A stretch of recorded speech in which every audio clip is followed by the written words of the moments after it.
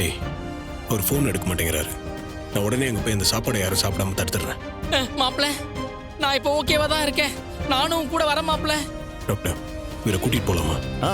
தாராளமாக கூட்டிகிட்டு போகலாம். சரிடா, போகலாம்.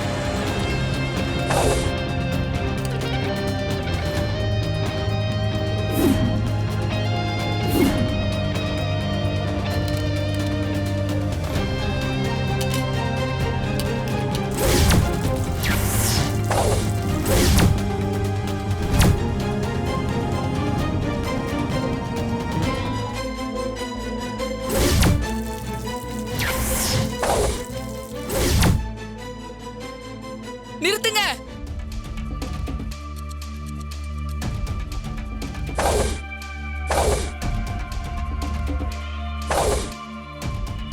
யாரும் சாப்பிடாதீங்க.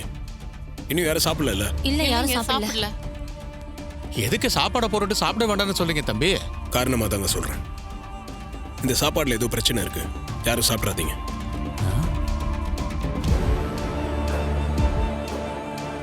என்ன சாப்பாடுல ஏதோ பிரச்சனை சொல்றாரு? ஒன்னும் புரியலையே. அதானே.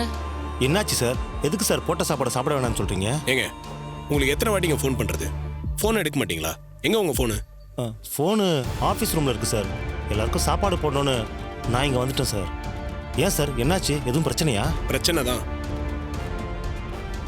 இவர் இங்க போட்ட அன்னதான சாப்பாடை சாப்பிட்டதால அவர் மயக்கம் போட்டு விழுந்திருக்காரு. அவரை செக் பண்ணதுல இங்க சாப்பிட்ட சாப்பாடுல தான் ஃபுட் பாய்சன் ஆயிருக்குன்னு டாக்டர் சொல்றாரு.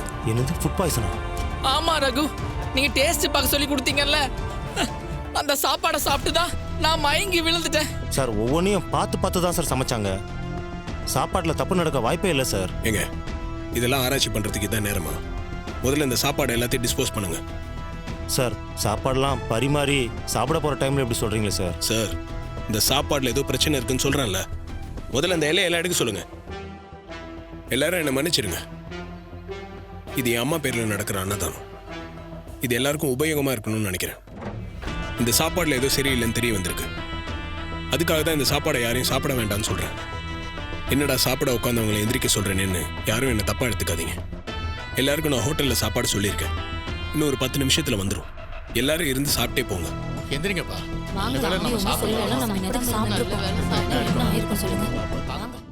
அந்த கார்த்திக் கண்ணு முன்னாடிதான் என் பொண்ணு நிச்சய மோதிரமே மாத்திக்கணும்.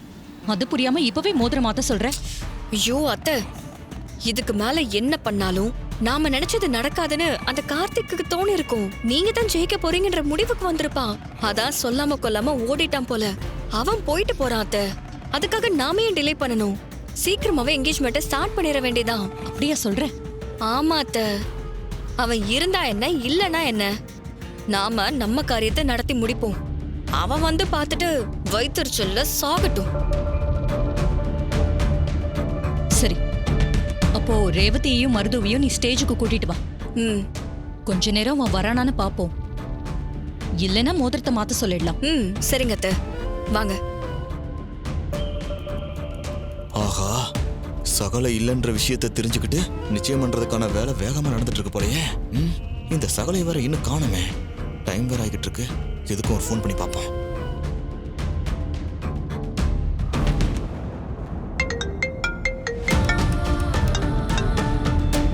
ஹலோ, சொல்லுங்க. எப்பா சகல, எங்கப்பா இருக்க? எப்போ வருவ? அங்கதாங்க வந்துட்டு இருக்கேன். சரி, உன் ஃப்ரெண்ட் எப்படி இருக்காரு? நல்லா இருக்காங்க. நாங்க நடக்கிற நிச்சயத்துல இருக்கக்கூடாதுன்றதுக்காக அம்மா நினைவிடத்துல போட இருந்த அன்னதான சாப்பாடுல யாரோ விஷத்தை கலந்துருக்காங்க. ஐயோ, அப்புறம் என்னப்பாச்சு? இளையராஜா அந்த சாப்பாடை சாப்பிட்டதால தான் மயக்கம் போட்டு விழுந்துட்டான். எப்பா, சாப்பாட்டு விஷயத்துல அத்தை விஷம் கலக்கிற அளவுக்குலாம் போக மாட்டாங்களேப்பா. ஏன் சகல, இதெல்லாம் கூடவே இருக்காளே அந்த கலா, அந்த அம்மாவோட வேலையா இருக்குமோ? சரிப்பா, அங்க வேற யாருக்கும் பாதிப்பு இல்லைல்ல? அவர் நல்லா ஆயிட்டார்ல? இல்லைங்க, எந்த பிரச்சனையும் இல்லை. இளையராஜாவுக்கும் ட்ரீட்மெண்ட்லாம் பண்ணியாச்சுங்க. அவன் இப்போ என் கூட தான் இருக்கான். அங்க எல்லாம் ஓகேவா? சகல, நீ இங்க இல்லைன்னு தெரிஞ்சதும் நிச்சயதார்த்த வேலை வேகமா நடக்குதுப்பா. ஏதோ பிளான் பண்றாங்கப்பா. நீ வந்துதான் ரேவதிக்கு நிச்சயதார்த்த மோதிரம் போடணும்னு மாமா சொல்லிட்டே இருக்காருப்பா. நீ கொஞ்சம் சீக்கிரம் வாப்பா. நாங்க அங்கதாங்க வந்துட்டு இருக்கோம். மாமா கிட்ட பதட்டப்படாம இருக்க சொல்லுங்க. சரி, வச்சிடப்பா.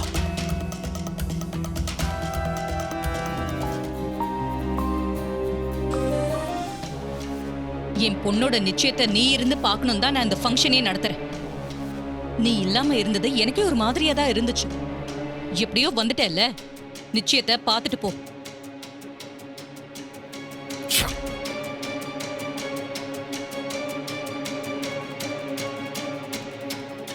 மாப்பிள, உங்களை காணுமேன்னு ரொம்ப பயந்துகிட்டே இருந்தேன் மாப்பிள. சரியான நேரத்தில் வந்துட்டீங்க.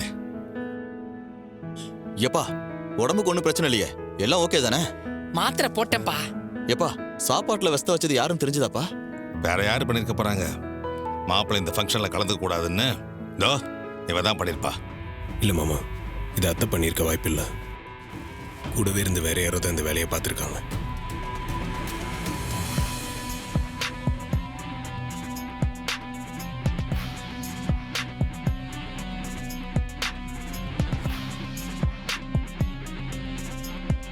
நிச்சயம் நடக்கிற வரைக்கும் இப்படி பேசிக்கிட்டே இருக்க போறீங்களா? ஆமா மாப்பிள, ரேவதி கையில இந்த ஃப்ராடு பையன் மோதிரத்தை போடக்கூடாது. அதுக்கு என்ன பண்றது? அப்பா, நான் ஒரு ஐடியா வச்சிருக்கேன், சொல்லவா? சொல்லுமா.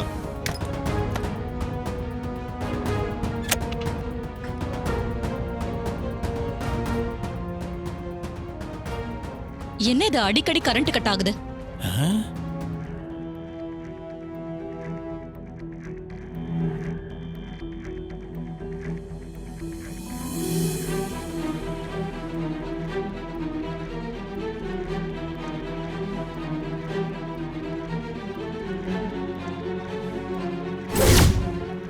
ஐயரே, நல்ல நேரம் போறதுக்குள்ள மோதிரத்தை கொடுத்துருங்க, மாத்திக்கிட்டான். ஆமாமா, நல்ல நேரம் போயிடும். மோதிரத்தை மாத்திக்கோங்க. இந்தாங்கோ.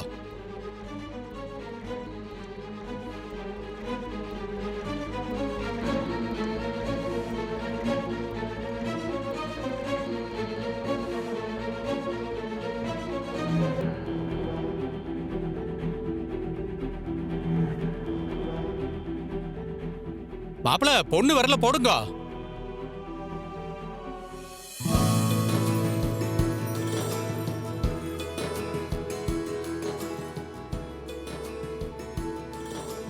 பொண்ணு இப்ப மாப்பிள வரல போடுங்க.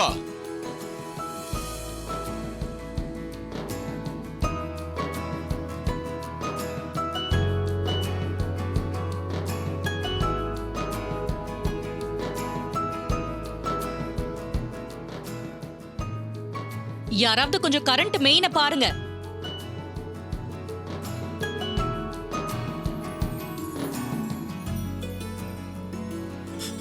ரோகிணி போயிருக்காத்தா, இப்ப வந்துருவா.